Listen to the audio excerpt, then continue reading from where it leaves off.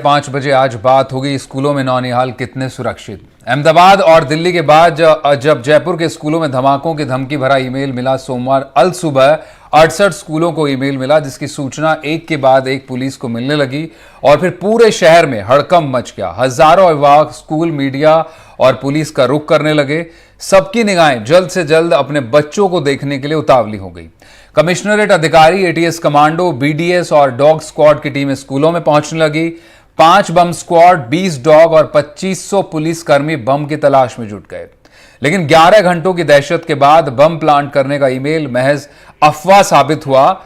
लेकिन जयपुर बम धमाकों की 17वीं बरसी के दिन स्कूलों में मिले अफवाह रूपी इस ईमेल बॉम्ब ने स्कूलों में हमारे नौनिहालों की सुरक्षा पर सवाल जरूर खड़े कर दिए और सोचने पर भी स्कूल प्रबंधन और सुरक्षा व्यवस्था को मजबूर कर दिया है।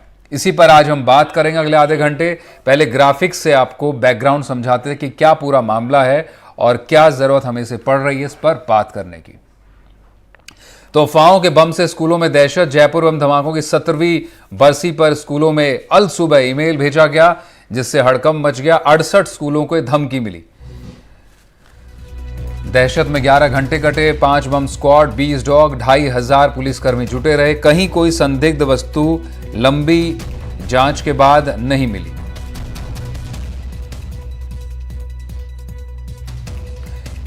instrument@inbox.ru ये ईमेल आईडी था। सोमवार कल सुबह अल सुबह कहें 3:49 पर यह ईमेल आया। दिल्ली एनसीआर के 200 स्कूलों में भी इसी तरह की धमकी भेजी गई थी। दिल्ली, अहमदाबाद जैसा ईमेल और धमकी का पैटर्न देखने को मिला। तो विदेश से आ रहे हैं दहशत फैलाने वाले ईमेल और रूस के वीपीएन का इस्तेमाल कर रहे हैं अपराधी। लोकेशन चेंज कर ईमेल भेजते हैं और बम धमाकों की 17वीं बरसी जो जयपुर बम धमाकों की थी उसके दिन ही ये ईमेल भेजे गए।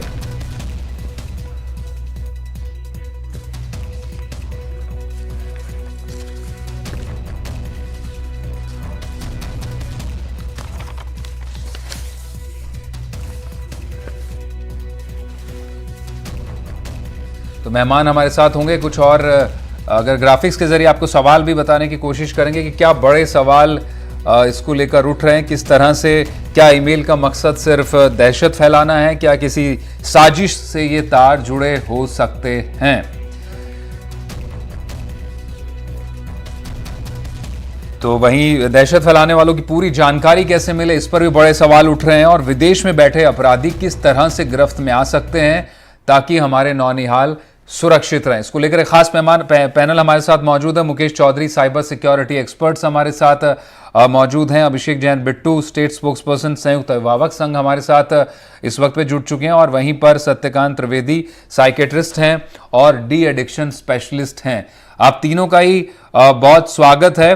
मुकेश जी, पहले मेरा सवाल सबसे पहला आप ही से होगा, क्या ये वाकई ये अफवाहों का सिर्फ एक पैटर्न है या फिर कोई एक इंटरनेशनल साजिश समझी जा सकती है, या फिर बस एक तरह से कहें कि कोई विदेश में बैठा और साइबर लूप होल्स का इस्तेमाल करके फिरकी ले रहा है?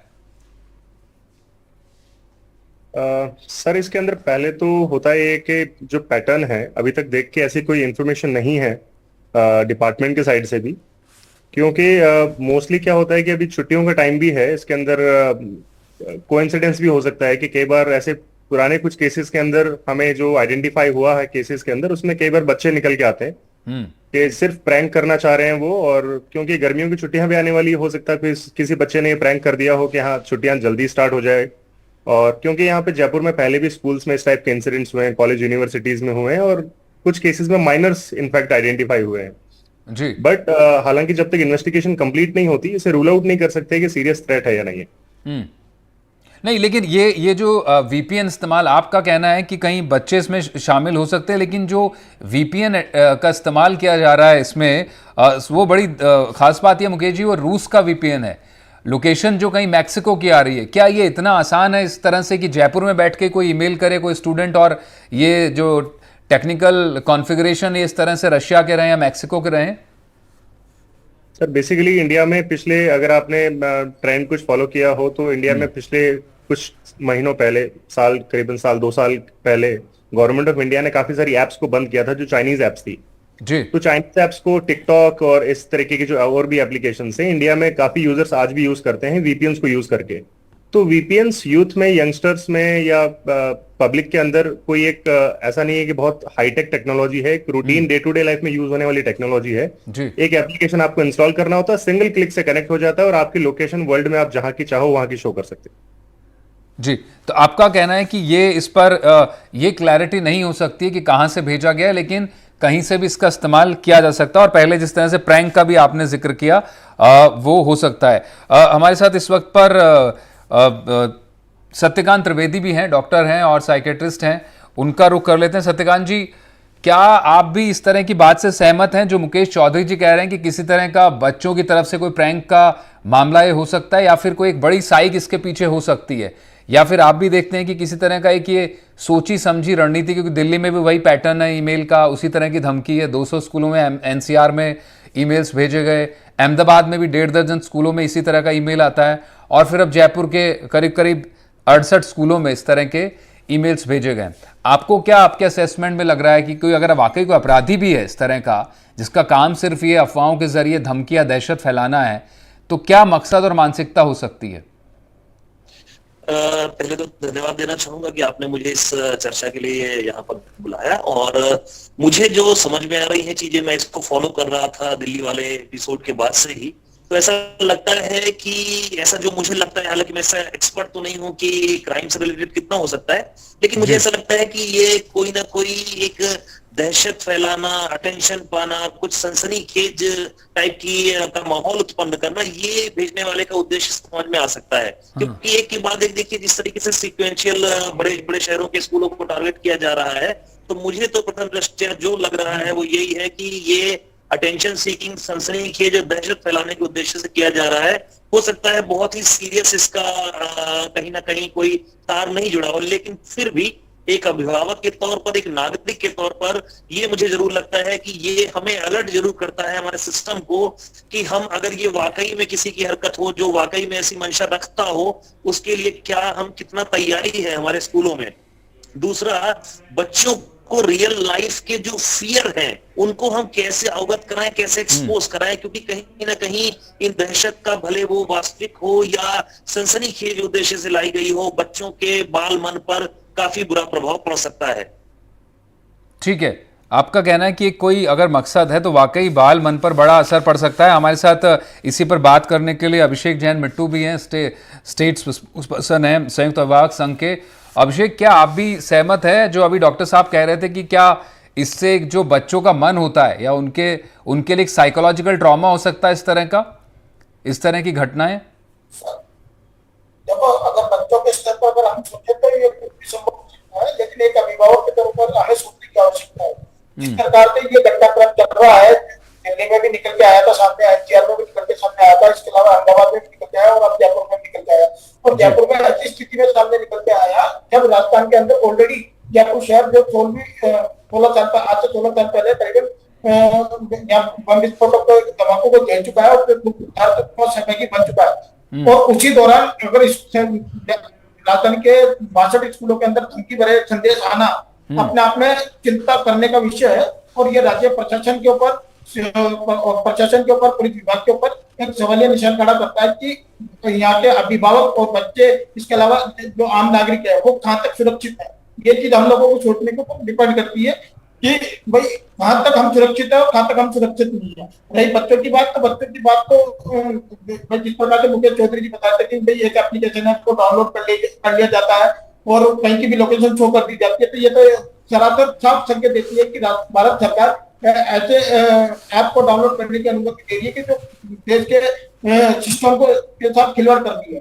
तो भारत में मुझे साफ नजर आता है कि ये भारत सरकार को इस विषय के ऊपर गंभीरता से विचार करना चाहिए कि क्योंकि ये कोई छोटा मोटा मामला नहीं है। बच्चे एक तरह से ये बच्चे से जुड़ा हुआ मामला हो सकता है, अभिभावकों से जुड़ा हुआ मामला हो सकता है, लेकिन ये इससे भी बड़ा सवाल ये है कि ये देश की सबसे बड़ी सुरक्षा से जुड़ा हुआ मामला है। क्योंकि एक स्कूल के अंदर मुश्किल से मुश्किल अगर हम मिनिमम से मिनिमम की बात करें तो 3 से 4 हजार स्टूडेंट बच्चे पढ़ते हैं और 3,000 स्टूडेंटों का मतलब ये होता है कि 3,000 परिवार एक साथ एक स्कूल से जुड़े हुए हैं, तो इसी तरह से 62 स्कूलों को जोड़ा जाए तो कितने परिवार होंगे।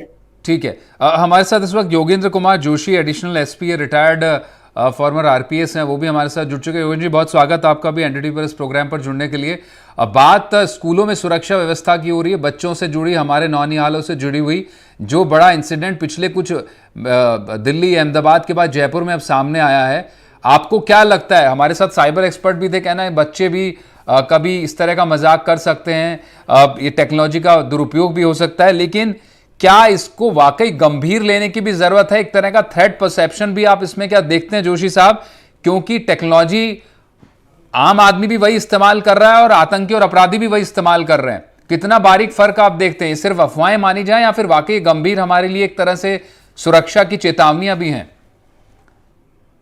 देखिए मनीष जी, जिस देश के अंदर आतंकवादियों को शहीद कहते हैं, जिस देश में जेल में बंद अपराधियों को बाहर चुनाव के लिए पार्टियां टिकट देती हैं, उस देश के अंदर आप इस प्रकार की सुरक्षा कैसे सोच सकते हैं? आप देखें कि बच्चों को आज आप दिल्ली में पता करिए, दिल्ली के अंदर शायद जेल के डीजी को भी धमकी भरा ईमेल मिला है, आज अभी की सूचना थोड़ी देर पहले की। तो जी, कुछ हॉस्पिटल्स को भी आया। जी, अपराधी बताएं। जी, कुछ हॉस्पिटल्स को भी आया। जी, अपनी बात रखिए आप। जी हाँ, ये धमकियां आ रही हैं लगातार, और ये इसका कारण ये है कि हमारी जो पुलिस है, हमारी जो रॉ है, हमारी जो इंटेलिजेंस है, ये इतनी कमजोर है कि इनको वापस दोबारा से रिसाइकिल करने की आवश्यकता है। अब आप देखिए, वीपीएन जो नंबर है, उस वीपीएन नंबर का पता कैसे करेंगे? उसको पता करने के लिए सीबीआई पता करेगी, सीबीआई उस स्टेट से बात करेगी, अगर मान लीजिए रशिया से लिया, रशिया से बात करेगी, अमेरिका से बात करेगी, और वीपीएन किसका है उसकी जानकारी कैसे प्राप्त करेंगे? ये एक लंबा प्रोसीजर है। जब दिल्ली में बच्चों को धमकाने के लिए स्कूल के अंदर ईमेल दिए गए कि साहब यहाँ बम मिल सकते हैं, उसकी जांच अब तक नहीं हुई, उसका वीपीएन नंबर अब तक नहीं आया। अब यहाँ जयपुर का मान लीजिए कल आ गया, तो उसका कहाँ आया? कुछ भी नहीं हुआ। तो मेरा सबमिशन ये कहने का है कि कानून व्यवस्था, कानून और लॉ एंड ऑर्डर और इन्वेस्टिगेशन और जो साइबर क्राइम है, उसमें हमारे देश को एक्सपर्ट होना पड़ेगा भाई। ये अपराधी इतने एक्सपर्ट है कि अगर मान लीजिए ये व्यक्ति जयपुर में बैठा हुआ है और जयपुर में बैठा बैठा वीपीएन नंबर प्राप्त कर लेता रशिया का और यहीं से मैसेज दे रहा, तो आपको क्या पता चलेगा? और पता कैसे नहीं चलेगा? इसके लिए आपको अपने यहाँ की पुलिस को, आपको अपने यहाँ की इंटेलिजेंस ब्रांच को, आपको अपने यहाँ की जो आईबी है उसको, इनको सबको करना पड़ेगा। अब रशिया के अंदर क्या आपका दूतावास नहीं है क्या? रशिया में आप संपर्क स्थापित नहीं कर सकते? लेकिन 1 महीना हो गया, रशिया से अभी तक वो वीपीएन नंबर प्राप्त नहीं हुआ। मेरे कहने का तात्पर्य यह है कि इसका असर इतना ज्यादा होता है। आज देखिए कितने सारे स्कूलों के अंदर गए, बच्चे भयव्याप्त हो गए, उनके परिवारजन हो गए। अब आप इनकी संख्या कर लीजिए कि इनकी संख्या में इतने परिवारों को भयव्याप्त कर दिया गया है। और इसके अंदर अपन अगर ज्ञान दे रहे हैं कि साहब बच्चों को इस चीज के लिए हैबिचुअल कर दिया जाए, उनके माँ बाप को समझा दिया जाए, तो ये गलत बात है। इसके लिए जिम्मेदारी है पुलिस की है, इसके लिए सरकार की जिम्मेदारी है। कोई इस प्रकार का मैकेनिज्म तैयार करे जिस मैकेनिज्म से ये चीज रुके, और अगर ये चीज नहीं रुकती है तो इसके लिए भाई क्या करेंगे? आप देखिए, इजराइल ने मोसाद तैयार कर रखा है। जी। मोसाद ऐसी संस्था है जो वर्ल्ड में कहीं भी उनका अपराधी होगा उसको पकड़ के बाहर निकाल लेते हैं। क्या हम ये थोड़े छोटे जो इंटरनेट के माध्यम से धमकियां देने वाले हैं, इनको हम पकड़ नहीं पाते हैं? आप देखिए, लोगों के पैसे निकाल लेते हैं अकाउंट्स में से, रोज चीटिंग हो रही है, लेकिन अपराधी पकड़ में नहीं आते हैं। अपराधी भी इंडिया में है और बेचारे जिसके साथ चीटिंग होती है वो भी इंडिया में है, और बैंक भी इंडिया में है, और सब चीजें, मोबाइल सर्वर भी इंडिया में है। किस मोबाइल से ये हो रहा है वो सब यहाँ मौजूद है। लेकिन उसके बावजूद भी न तो अपराधी पकड़ में आते, न किसी का पैसा वापस रिकवर होता है। तो ऐसी स्थिति में जब हमारी पुलिस, प्रशासन, राजनेता और सरकार ये बिल्कुल पंगु हो चुके हैं, अब इनके अंदर धुलाई की आवश्यकता है। इनको जब तक धो करके साफ करके दोबारा से नहीं लगाया जाएगा, जब तक इस प्रकार के धमकी भरे पत्र, धमकियां चलती रहेंगी। बिल्कुल, आप बताइए, जो जयपुर ब्लास्ट के आरोपी थे, इनको बाइज्जत बरी कर दिया, तो क्या वहां के हमारे न्यायाधीश ने पूछा पुलिस से कि भाई अगर तुमने इनके लिए तुमने एविडेंस नहीं लाए तो तुमने करा क्या? 80-85 आदमी मर गए, 185 बिल्कुल जोशी साहब, बिल्कुल आप समझ सकते हैं, बिल्कुल समझ सकते हैं किस तरह से हमारे यहाँ जवाबदेही नहीं है। हमारे यहाँ जिस दिन जवाबदेही तय हो जाएगी उस दिन ये व्यवस्था सुधरेगी, उससे पहले सुधरने के कोई चांस नहीं। बिल्कुल, अब आप सिस्टम में रहें, आपसे बेहतर कौन समझ सकता है इस चीज को कि अकाउंटेबिलिटी जो है, जवाबदेही की वजह से ये जो लैकुनाज है उसको आप खुद मतलब सिस्टम में रहकर आप अगर नहीं रहते हैं, चेतते हैं, समय रहते, तो फिर वाकई हम कहीं ना कहीं बड़े घटनाओं को इंतजार कर रहे होते हैं उस तरह का। और पहले देश में बॉम्ब ब्लास्ट भी जो हुए जयपुर की गई, और सबसे बड़ा जो संयोग ये देखा जा रहा है दुर्भाग्य से कि 17वीं बरसी थी जयपुर बम धमाकों की, उसी दिन ये ईमेल आया। मुकेश चौधरी, आपका रुख फिर से करेंगे, जिस तरह से आपने जोशी साहब को भी सुना कि इसको हल्के में नहीं ले सकते हैं क्योंकि अपराधी भी वही टेक्नोलॉजी इस्तेमाल कर रहे हैं और आम नागरिक और आम बच्चे के पास में भी वही है। क्या हमारा जो साइबर सिस्टम है या फिर साइबर डोमेन है या फिर हमारी जो इंटेलिजेंस एजेंसीज हैं जो इस तरह की इंटेल शेयर करती हैं दूसरे देशों के साथ में, रशिया का वीपीएन यूज हुआ है, कितना मुश्किल है इसको हासिल कर पाना? क्योंकि वाकई अगर अफवाह है, हो सकता है किसी ने प्रैंक भी किया हो, लेकिन ये इसको कंप्लीट डिकोड करना तो सुरक्षा के लिहाज से बहुत जरूरी हो जाता है ना, ताकि बाकी जगहों पर दहशत ना फैले, बाकी केओस इतना केओटिक चीजें ना हो। तो ये वीपीएन को पकड़ना और उन लोगों तक पहुंचना क्या एजेंसीज के लिए टफ है?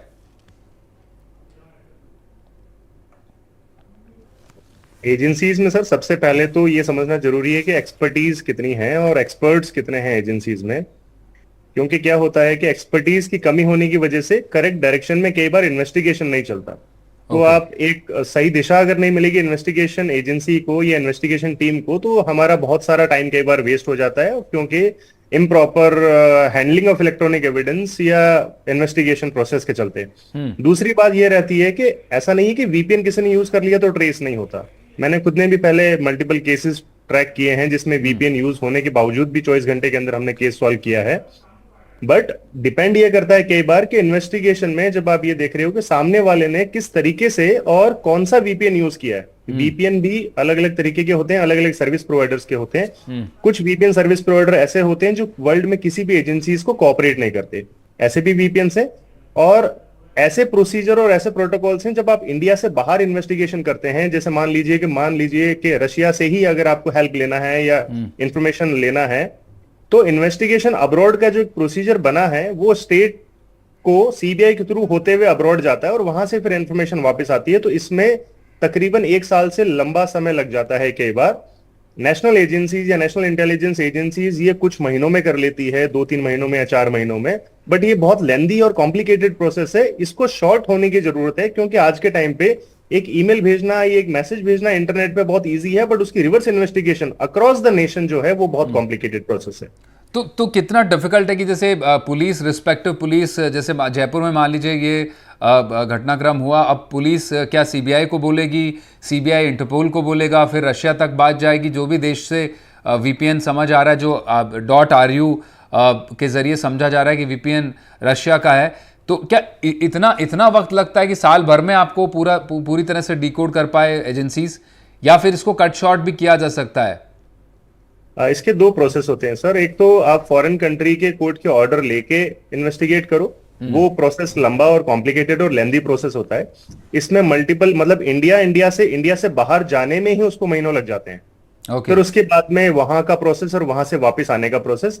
दूसरा ये है कि आप फॉरेन कंट्री को अप्रोच किए बिना केस क्रैक कर लो कि उस टाइम पे वो वीपीएन यूज इंडिया में कितने लोग कर रहे थे। अब उन लोगों में से आप जीरोइंग करना स्टार्ट कर रहे हैं। आप इंटरनेट सर्विस प्रोवाइडर को भी पूछ सकते हैं कि उस टाइम पे ये वीपीएन यूज करने वाले कितने यूजर्स थे। तो लेटेस्ट से पता चला कि 100 यूजर्स निकले, उन 100 यूजर्स पे वर्कआउट करके जीरो इन किया जा सकता है कि उसमें से हमारा टारगेट कौन है।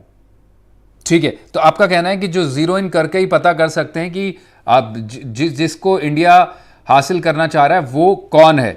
हमारे साथ इस वक्त सत्यकांत त्रिवेदी भी मौजूद हैं, साइकेट्रिस्ट, उनका फिर से रुख करेंगे।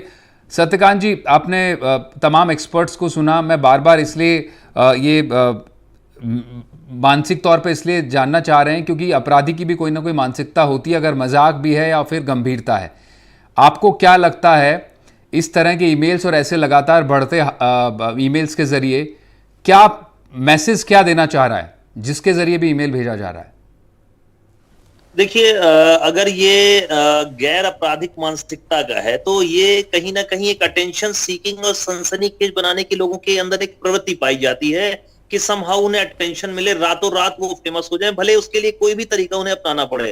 आप देखिए कि वेब सीरीज वगैरह में ऐसी घटनाओं को बहुत ज्यादा, या आप जो बाहर की मूवीज हैं उनमें देखिए कि वायरस या वायरस फैलाने को लेकर के, या कोई इंजेक्शन ऐसा जिसमें वायरस भरा हुआ उसको लेकर के, या ऐसे दहशत भरे ईमेल भेजने का काफी पैटर्न होता है। तो अगर ये कोई व्यक्ति है जो सिर्फ अटेंशन सीकिंग के लिए कर रहा है तो उसके अंदर एक ऐसी प्रवृत्ति सी डेवलप हो जाती है कि समहाउ उसे अटेंशन मिलना चाहिए। बाद में वो कई बार देखा गया है कि खुद ही वो अपने अपराध को स्वीकार भी कर लेता है, और कई बार बड़े ही नादानी वाले कारण बताता है कि मैंने इसलिए किया है। तो ये मानसिकता हो सकती है, लेकिन एक मनोचिकित्सक के रूप में यहाँ पर मैं ये जरूर कहूंगा कि बच्चों का ख्याल रखना बहुत जरूरी है, क्योंकि इसका लॉन्ग टर्म और लाइफ टाइम इंपैक्ट पड़ सकता है, जिसे हमारी भाषा में पोस्ट ट्रॉमेटिक स्ट्रेस डिसऑर्डर कहते हैं। तो यहाँ पर बच्चों की काउंसलिंग और बच्चों को सुना जाना बहुत जरूरी है। बच्चों को अनावश्यक जो एक्सपोजर है इस घटना का, इन बातों का बार बार वही चर्चा करना बच्चों के मन में एक लाइफ टाइम ट्रॉमा क्रिएट कर सकता है। बच्चों से संवाद करते रहें, उनके स्तर का जो भी है घर में उनको समझाते रहें, और एक सौहार्दपूर्वक माहौल बने। जैसे ही दहशत वाला माहौल बनेगा तो बच्चों के मन में एक डर आ सकता है, स्कूल के लिए फोबिया डेवलप हो सकता है, एक सेकेंडरी गेन भी डेवलप कर सकते हैं बच्चे स्कूल एब्सेंटिज्म के लिए। इस बात का विशेष ध्यान रखना पड़ेगा। इसलिए एक मानसिक स्वास्थ्य विशेषज्ञ के रूप में मैं कहना चाहूंगा कि यूजुअली हम शारीरिक क्षति को ही बहुत बड़ी हिंसा कहते हैं, लेकिन ऐसी घटनाओं से जो मानसिक स्वास्थ्य पे नुकसान पहुंचता है वो भी हिंसा का ही एक रूप है। इस पर भी बहुत ज्यादा ध्यान देने की जरूरत है, प्रबंधन को भी और परिवार को भी, और साथ ही साथ मीडिया को भी। ठीक है अभिषेक, आखिरी पड़ाव पर आपसे जानना चाहेंगे, क्या कोई कोलैबोरेशन होना चाहिए इस तरह के मामलों में स्कूल और अभिभावकों के बीच में बच्चों को लेकर? बिल्कुल सर, देखो मैं लगातार आज पिछले 4 साल से हम यही लगातार मांग कर रहे हैं अभिभावकों की ओर से कि स्कूल और अभिभावकों के बीच में संवाद होना चाहिए। क्योंकि आजकल आप ये देखोगे कि अभिभावकों को दोषी ठहराने का एक फैशन बन चुका है स्कूलों के जरिए। चाहे वो केवल स्कूल ही नहीं, इसके अलावा राज्य सरकार हो या प्रशासन हो, हर कोई व्यक्ति अगर कोई भी घटना घटती है, कोई भी जिम्मेदारी बनती है, तो हर चीज के लिए दोषी केवल अभिभावकों को ठहराते हैं। मेरा मानना यह है कि जब तक आप अभिभावकों को जब तक सामान्य अधिकारी नहीं देंगे, उनको वार्ता के लिए स्थान ही नहीं देंगे, उनसे बातचीत ही नहीं करेंगे, तो तब तक अभिभावकों को समाज कैसे स्थापित होगा। ठीक है, नहीं तो आपको जैसे मैं बतौर अगर आपका कोई एक्सपीरियंस, जैसे जो कल का घटनाक्रम रहा उसमें कोई एक्सपीरियंस जो आप शेयर करना चाहें, जो खबर आई फिर पुलिस तक सूचना गई, निश्चित रूप से अभिभावकों को परेशान होना लाजमी था। हाँ बिल्कुल, कल जैसे ही ये घटनाक्रम घटा, उस घटनाक्रम के घटने के बाद लगातार मेरे पास मीडिया के अभिभावकों से और विद्यार्थियों के काफी संख्या में फोन आने लगे कि आप क्या कर रहे हो, कि ऐसे कैसे बैठे हो, स्कूलों जयपुर के स्कूलों को बम तोड़ाने की धमकी मिलती है, आप कुछ नहीं कर रहे हो, ये नहीं कर रहे हो, वो नहीं कर रहे हो। तो इस तरह के घटने मुझे सुनने को मिले, और उसके बाद मैंने काफी अभिभावकों से भी, विद्यार्थियों से भी चर्चा करी, तो उनको सबको कुछ समझ में नहीं आ रहा था क्या करें। सब लोग डरे हुए थे, सहमे हुए थे, लेकिन फिर भी मैंने उनको यही निवेदन किया कि भाई इस तरह की अफवाह भी हो सकती है, क्योंकि इससे कोई अभी कुछ दिन पहले दिल्ली में भी, गुड़गांव में भी, गाजियाबाद में भी इस तरह के घटनाक्रम घटे, लेकिन वहां पर कोई घटना नहीं घटी। ठीक है, अब जोशी साहब आखिर में आपसे कंक्लूडिंग रिमार्क्स लेना चाहेंगे कि जो स्कूल्स को लेकर सुरक्षा को बात हो, मान लीजिए अफवाह है, लेकिन एक वार्निंग के तौर पर इसको देखा जाना चाहिए इस तरह को कि सुरक्षा के पुख्ता इंतजाम हो, और क्या जिस तरह से बड़े एस्टेब्लिशमेंट्स पर मॉक ड्रिल्स कराई जाती हैं एजेंसीज के जरिए, सुरक्षा एजेंसियों के जरिए, पुलिस के जरिए, डॉग स्क्वाड, बम स्क्वाड के जरिए, क्या स्कूलों में भी ऐसा होना चाहिए? मनीष जी मुझे ये बताओ, ये ईमेल है रात को 3:30 बजे का, और इनके टीचर्स को पता लग गया सुबह 5 बजे 6 बजे, ठीक है साहब, और पुलिस को भी सुबह पता लग गया इस बात का, टीचर ने सूचना दे दी। क्या 68 स्कूलों में पुलिस पहुंच नहीं सकती थी इतनी जल्दी कि 15 मिनट में? क्योंकि थाने में तो सिपाही रहता है, जाप्ता रहता है, आज तो गाड़ियां ही बहुत हैं। आज आप देखेंगे तो कम से कम जयपुर के अंदर 100-150 पुलिस की गाड़ियां घूमती है 24 घंटे। तो अगर हर स्कूल के अंदर समय से पहले पहुंच जाती और बाहर आकर के कह देते भाई आज स्कूल की छुट्टी है, कोई बात नहीं, स्कूल की छुट्टी है, अभी बाद में देखेंगे, तो किसी को पता ही नहीं चलता। आप देखिए कि इन चीजों को डिसॉल्व करने की आवश्यकता भी तो होती है। अब इनको आप क्या बच्चे को क्या ट्रेनिंग दोगे? हम आप बच्चों की शक्ल देखते हैं, आप मैंने देखी है, बच्चे माँ बाप के पीछे चिपके हुए बैठे हुए हैं, और पुलिस खड़ी है, पुलिस के कुत्ते दौड़ रहे हैं, पुलिस के डॉग स्क्वाड चेक कर रहे हैं और तरह तरह के एपरेटस काम में लिए जा रहे हैं। इनकी बच्चों के सामने जरूरत क्या पड़ गई थी? ये काम तो वैसे भी हो जाता। आपको प्रोमिनेंट मतलब आप सतर्क रहें। पुलिस को क्या करना चाहिए? पुलिस रहती सतर्क। ये सूचना 6:30 मिल गई, सारे स्कूलों के अंदर पुलिस पहुंच जाती, बाहर ठीक है। खड़े हो जाते, उनने कहा छुट्टी कर दी गई है, कोई कारण नहीं है, आज आप वापस जाइए। घर वालों को बाद में पता चलता, न तो क्या बच्चे क्या उससे कोई बर्बाद- क्या कोई मॉक ड्रिल जैसी चीजें किसी ना किसी तरह से क्वार्टरली या किस तरह से होनी चाहिए इस तरह के स्कूल में? देखिए, इस प्रकार के अपराधों में बच्चों के साथ मॉक ड्रिल क्या करेगी? ये मॉक ड्रिल तो पुलिस को चाहिए। पहले आप मॉक ड्रिल पुलिस की कराइए जी। कि अगर इस तरह का कहीं ऑफेंस की सूचना मिलती है तो पुलिस कितनी देर में पहुंच जाती है। ठीक मॉक है, ड्रिल बच्चों की और बिल्कुल उनके पुलिस का परिवार वालों की रिस्पांस बड़ा आवश्यकता अहम नहीं होता है। बिल्कुल बिल्कुल जोशी साहब, पुलिस का रिस्पांस और सुरक्षा एजेंसीज का ऐसे मामले में बहुत बड़ा होता है। बहुत शुक्रिया आप हमारे साथ जुड़े चारों मेहमानों का। इस नौनिहालों की जो एक तरह से कहें कि परीक्षा हुई और कितने सुरक्षित हैं स्कूलों में, उसको लेकर हमारी पेशकश थी। बाकी तमाम खबरों और अपडेट्स के लिए आप बने रहे हमारे साथ। फिलहाल नमस्कार।